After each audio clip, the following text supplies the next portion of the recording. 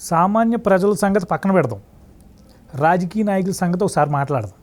జగన్మోహన్ రెడ్డి గారి మీద కేసులు రుజువయ్యి తప్పులు చేశాడని ఆధారాలతో సహా సిబిఐ దగ్గర ఉన్న, కోర్టు దగ్గర ఉన్న ఆయన దశాబ్ద కాలంగా ఎలాంటి శిక్ష అనుభవించకుండా, జైల్లోకి వెళ్లకుండా మళ్ళీ ముఖ్యమంత్రి అయిపోయి ఈరోజు రాష్ట్రానికి ముఖ్యమంత్రిలాగా హ్యాపీగా లైఫ్ లీడ్ చేస్తున్నాడు.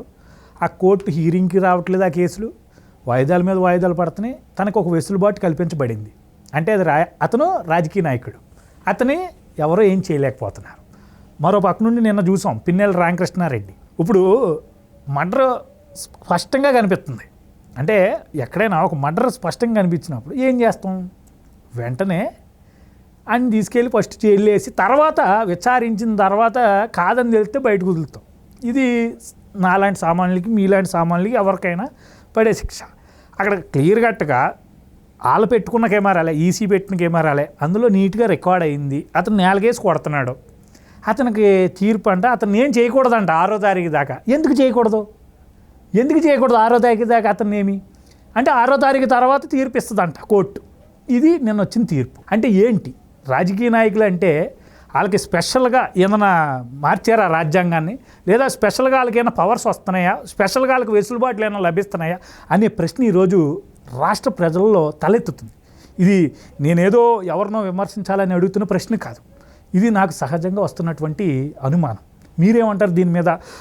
మీరు కూడా ఇన్ని సంవత్సరాల రాజకీయాన్ని చూశారు, మీ జీవితంలో ఇలాంటి ఎన్నో కేసులు చూసుంటారు. అలా ఇలా వ్యవస్థలని మరి పాడడిపోని అనాలా, ఇలా వ్యవస్థలని యూటిలైజ్ చేసుకుంటున్నారంటారా రాజకీయ నాయకులు? ఏంటి మీ అభిప్రాయం? మరి ఇక్కడ ఇలాంటి పరిస్థితులు గతంలో ఉన్నాయా అంటే పల్స్గా అక్కడక్కడ ఉండేది. అంటే సివిల్ డిస్ప్యూట్స్లోనో లేకపోతే క్రిమినల్ డిస్ప్యూట్స్ ఇలాంటి వాద్యాల్లో కూడా చిన్నగా చేసేవారు. అంటే గుట్టుగా, అంటే మాంసం తింటే ఎముకలు మెడలో కట్టుకున్నట్టు కాకుండా చాటుని తినేసి మూతుడుచుకుని వెళ్ళిపోతారు కదా, అలా ఉండేది. కానీ ఇప్పుడు కొన్ని విషయాల్లో ప్రజలందరికీ బహిరంగంగా బరితెగించి కొన్ని వ్యవహారాలు జరుగుతూ ఉన్నాయి, చూస్తున్నాం. అంటే కొన్ని వ్యవస్థల్ని ఏమీ అనకూడదనేటువంటి రిస్ట్రిక్షన్స్ పెట్టి ఆ రిస్ట్రిక్షన్స్ మాటున వాళ్ళు ఏం చేయాలని చేస్తున్నారు. ఇది మటు స్పష్టంగా తెలుస్తుంది. అంటే 1-2 ఇన్సిడెంట్లు కాదు. ఉదాహరణకి జగన్మోహన్ రెడ్డి అనేటువంటి వ్యక్తిని తీసుకుందాం. 16 నెలలు జైల్లో ఉన్నాడు, బెయిల్ దొరకలేదు అతనికి. సిబిఐ ఈడీ కేసులో దాదాపు 11-12 కేసుల్లో A1గా ఉన్నాడు. అతను కో అక్యూజ్డ్ అందరూ కూడా అతనితో పాటు జైల్లో ఉన్నారు. 43,000 కోట్లు ఎస్టాబ్లిష్ చేసి సీజ్ చేశారు కూడా ఆస్తులు. అతనికి బెయిల్ దొరికింది. బెయిల్ దొరికిన తర్వాత 10 ఏళ్ళ నుంచి బెయిల్ మీద ఉన్నాడు ఆయన. 5 ఏళ్ళ నుంచి కనీసం కోర్టులో కాల్ కూడా పెట్టలేదు. అతను రాష్ట్రానికి ముఖ్యమంత్రి అయిపోయి అతను బెయిల్ ఎందుకు ఇచ్చారు? సాక్షులను ప్రభావితం చేయకూడదు అని కొన్ని కండిషన్లు పెట్టిస్తారు. అసలు బెయిల్ ఎందుకు అబ్జెక్ట్ చేస్తారు సిబిఐ ఈడీ వాళ్ళు? బెయిల్ అడిగితే ఇతను బయటకు వచ్చి నేర స్వభావం ఉన్నవాడు, ఆర్థిక నేరస్తుడు, సాక్షుల్ని ప్రభావితం చేస్తాడనే ఉద్దేశంతో బెయిల్ని అబ్జెక్ట్ చేస్తారు. నేను అలా చేయను అని చెప్పేసి బెయిల్ తెచ్చుకుంటాడు. దాని మీద నిలబడ్డా. కో అక్యూజ్డ్కి ఒకటికి రాజ్యసభ ఇచ్చాడు, ఇద్దరికి. ఒకరిని ఏకంగా తన గవర్నమెంట్లో పోస్టింగ్ ఇచ్చాడు. మిగతా వాళ్ళకి ఎవరికి ఏం వీలుంటే అన్నీ చేశాడు. కొన్ని తెర ముందు, కొన్ని తెర వెనక స్పష్టంగా తెలుస్తుంది. అవును.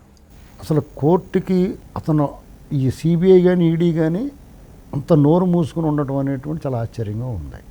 స్పష్టంగా తెలుస్తుంది ఇతను సాక్షులు ప్రభావితం చేస్తున్నాడు అనేటువంటి స్పష్టంగా తెలిసిపోతుంది. న్యాయస్థానాలకు తెలుస్తుంది, నా లాయర్లకు తెలుస్తుంది, ఆ దర్యాప్తు సంస్థలకు తెలుస్తుంది, ప్రజలు కూడా తెలుస్తుంది. ఇక అది రోజు ఏమడుగుతాం అన్నట్టు ఇసుకొచ్చి మానేశారు అతను అడగడం, ఒక రకంగా చెప్పాలంటే. అదే సమయంలో మనీష్ సిసోడియా అని ఒక ఢిల్లీలో మద్యం కేసులో, అది 150 కోట్లు స్కాము. దాంట్లో అతనికి ఇప్పుడు వరకు ₹1 అతను తీసుకున్నాడని ఎక్కడ కనపడకపోయినా అతను బెయిల్ దొరకట్లేదు. ఏకంగా ఢిల్లీ కేజ్రీవాల్ని కూడా అరెస్ట్ చేసేసి అతను 100 కండిషన్లు పెట్టి మళ్ళీ 1వ తారీఖులో పోవాలని చెప్తున్నారు. ఇక్కడ తెలంగాణ నుంచి కవితను అరెస్ట్ చేసేసి అలా పొడిగించుకుంటూ పోతున్నారు. గతంలో రాజా, కనిమొళి ఇలాంటి వాళ్ళందరినీ అరెస్ట్ చేశారు. మధు కూడాని అరెస్ట్ చేశారు, జైల్లో శిక్ష కూడా పడిపోయింది. లలూ ప్రసాద్ యాదవ్ గారిని అరెస్ట్ చేశారు. చచ్చి చెడి బెయిల్ తెచ్చుకుంటే ఎప్పుడు మెడమి కత్తి ఆడపడదో చెప్పలేం. ఈ దేశంలో కొన్ని చోట్ల ఇలాగ పనిచేస్తుంది. కొన్ని న్యాయస్థానాల్లో కొంతమంది న్యాయమూర్తులు పెర్ఫెక్ట్గా పనిచేసి శిక్ష విధిస్తే వాళ్ళు మన్నాడు అంతర్ధానం అయిపోతున్నారు, లేదా వాళ్ళు ఏదో స్కామ్లు ఇరుక్కుంటున్నారు కీలకమైన తీర్పు ఇచ్చే టైంలో, లేదా సుప్రీంకోర్టులో ఒక లాయర్ గారు రాసినట్టుగా కీలకమైన కేసు నుండి ఒక బెంచ్ మీదకి వెళ్తూ ఉంటాయి. అక్కడ మన తీర్పు మనం చెప్పక్కర్లేదు, తెలిసిపోతూ ఉంటుంది. అంటే కొన్ని అవకతవకలు చెప్తున్నాను నేను. అది ఏ రకంగా ఉంటుందంటే నాట్ బిఫోర్ మీ అంటారు, అది వాళ్ళ హక్కు అనొచ్చు. కానీ దానివల్ల ఆ కేసు అప్పటి వరకు లాక్కుంటూ న్యాయస్థానాల్లో న్యాయం చాలా లేట్ అయిపోతుంది. జస్టిస్ డినైడ్ అనేటువంటి విషయాన్ని అందరూ చెప్తూ ఉంటారు. అలాంటిది అక్కడ దాకా వచ్చిన తర్వాత నాట్ బిఫోర్ మీ అని మళ్ళీ ఇంకో వారం తర్వాత తీర్పు రిజర్వ్లో పెట్టడం, ఇవన్నీ ప్రజలకి అంత విచిత్రంగా అనిపిస్తుంది. ఇదివరకు ఈ గోల్ లేదు. మీరు అంటే సామాన్య ప్రజలు ఎవరో న్యాయ వ్యవస్థకు సంబంధించి ఆ వాద్యానికి సంబంధించిన తప్ప మిగతా ప్రజలకు సంబంధం ఉండేది కాదు. కానీ ఇప్పుడు ప్రజలందరికీ సంబంధించిన సమస్యల్లో కూడా వాళ్ళు ఎదురు చూస్తూ ఉన్నారు ఏం జరుగుతుందని. అలాగే సిబిఐ కేసులో వివేకానంద రెడ్డి గారి మర్డర్ కేసులో అయితే దర్యాప్తు సంస్థలు కానీ న్యాయ వ్యవస్థ కానీ వాళ్ళు ఆడిన దాగుడు మూతలో దర్యాప్తు సంస్థ పిల్లి మొగ్గులో చూస్తే ఈ దేశం ఎక్కడ పోతుందిరా బాబు, మనం ఎవరిని నమ్ముకున్నాం, వీళ్ళని నమ్ముకుని మనం ఎలాగా బతకటం అనేటువంటి భావనలోకి వచ్చేసారు పబ్లిక్ అంతా.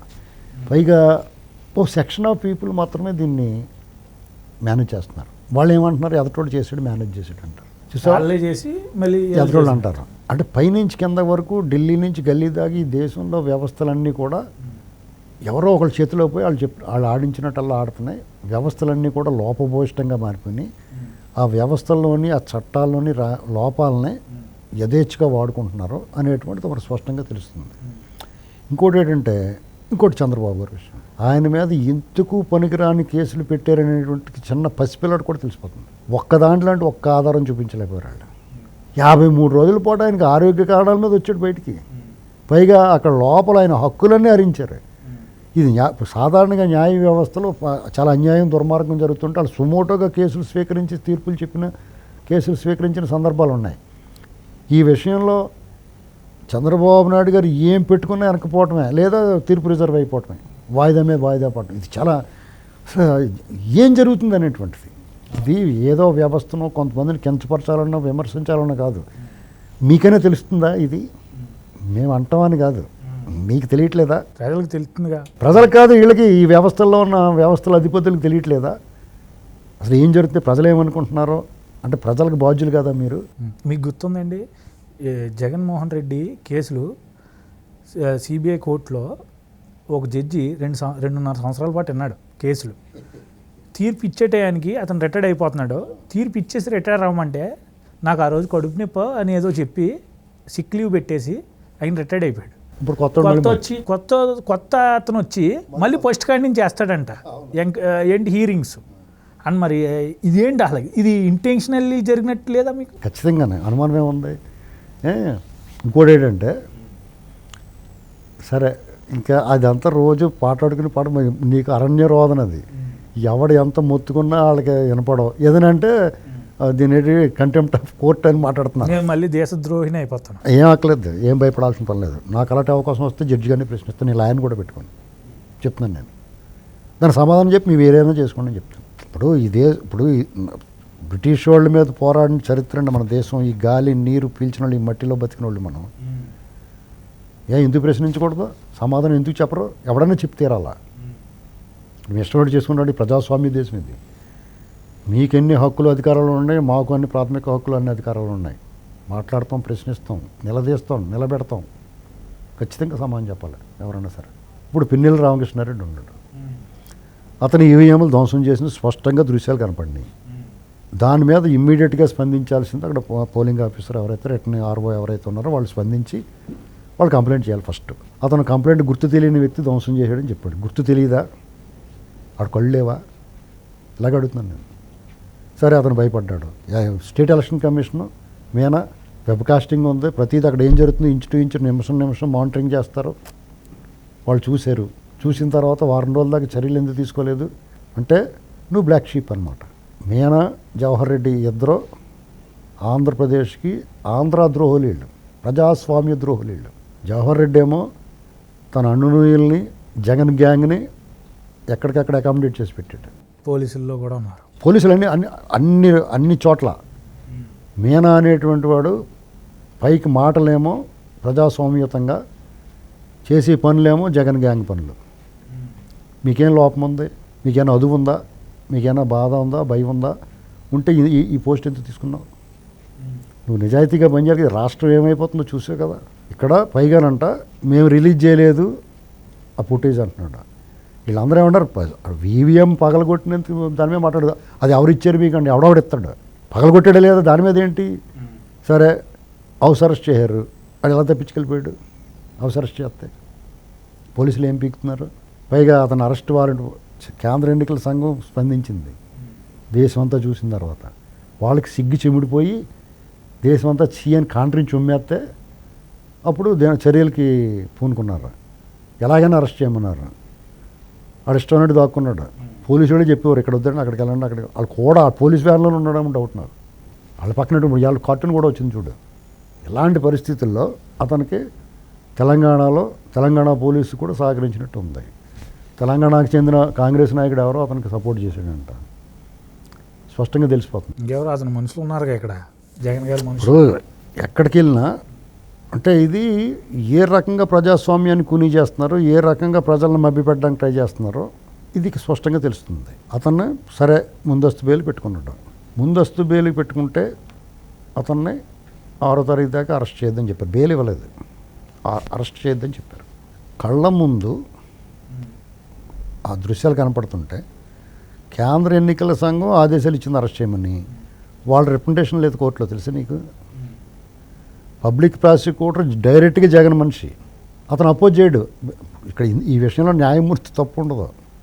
అతను విచక్షణతో ఇవ్వాలని కోరుకుంటాం తప్ప లీగల్గా అతను ఏం చేయలేడు. ఎందుకంటే వాళ్ళు బెయిల్ అడిగితే వీడు అబ్జెక్ట్ చేయాలి, గవర్నమెంట్ లాయర్.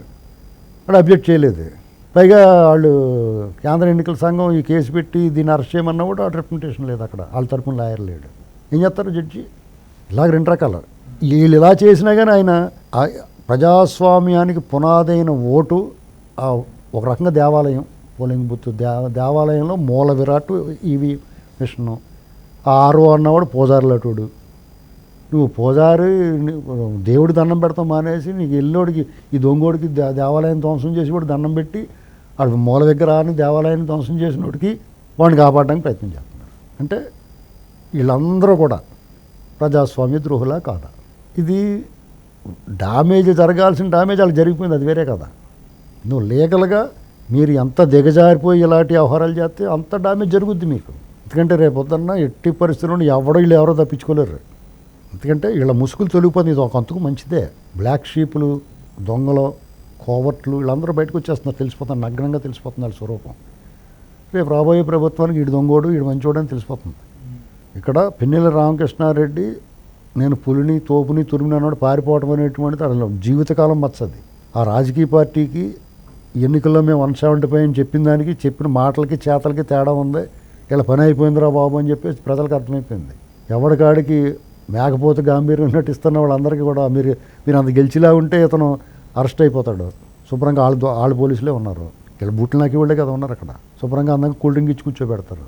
జ్యుడిషియల్ రిమాండ్ వేస్తే వెళ్తాడు, బెయిల్ తెచ్చుకుని వస్తాడు. ఇప్పుడు తెచ్చుకున్న బెయిల్ అప్పుడు వస్తుంది. వీళ్ళు గెలిచి ఇదంటే 10 రోజులు ఏమైపోతుంది, కొంపలే మునిగిపోతాయి. ఆ మాత్రాన్ని పారిపోయాడంటే దాని అర్థం ఏంటి? మన పని అయిపోయింది, రేపు గవర్నమెంట్ రావట్లేదు, వీళ్ళు మోకాలు చెప్పలు తీసేస్తారా బాబు అన్న భయం ఉందన్నట్టే కదా. ఈయనే కాకుండా అనేక మంది దాక్కుంటున్నారు పోయి. ఈ వ్యవస్థలు ఎంతమందిని కాపాడతాయి? ఒకళ్ళిద్దరిని కాపాడగలుగుతాయి. ప్రజలందరూ చీయని కాంట్రించి ఉమ్మేస్తున్నప్పుడు వాళ్ళు ఉనికిని కోల్పోరు కదా.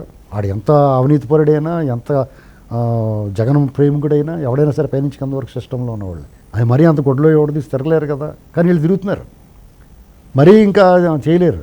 ఓ స్టేజ్ దాటిన తర్వాత మేము చేయలేమని చెప్తారు. ఒకటి మాత్రం తెలిసింది, జవహర్ రెడ్డి ఈ అన్నాటికి కారకుడు జవహర్ రెడ్డి, అలాగే మీనా. ఇతను స్టేట్ ఎలక్షన్ కమిషనర్గా ఈయనే ఆదేశాలు ఇవ్వాలి. అటువంటిది పైనుంచి వచ్చి ముట్టుకెళ్ళేసేదాకా అతను మాట్లాడతలేదు. ఈ వ్యవస్థలో ఇంత దారుణమైన జరుగుతుంటే రాష్ట్రంలో వీళ్ళని చరిత్రలో వీళ్ళకు ఒక పేజీ ఉండించాలి. వీళ్ళు ఎంత దుర్మార్గులు, వీళ్ళు ఎంత రాక్షసులు అనేటువంటిది ఆ పేజీలో రాసి పెట్టాలి బ్లాక్. ఇప్పుడు నాకు చిన్న డౌట్ వచ్చిందండి. ఆ వీడియో ఫేక్ అంటున్నారు.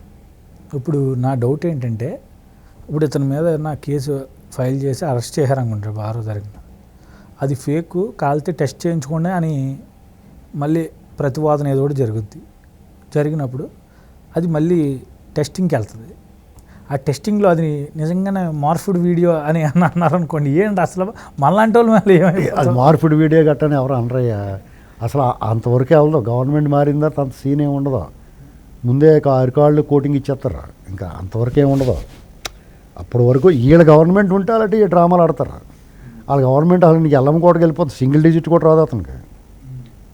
అయినా అంత మార్ఫింగ్ ఎలా చేస్తారో నిసిగ్గులు రాసేస్తున్నారు సాక్షిలో. మీకు మార్ఫింగ్ అనే వాళ్ళకి వేరే దాన్ని ఎలా డిఫెండ్ చేసుకుంటారో. ఇప్పుడు వాళ్ళు కొత్త వాదన ఏం మొదలెట్టారంటే మీకు ఎలాగొచ్చిందండి, ఎలాగొస్తుంది ఎలాగొస్తుందిరా, అది జరిగిందా లేదా అది ఇన్సిడెంట్.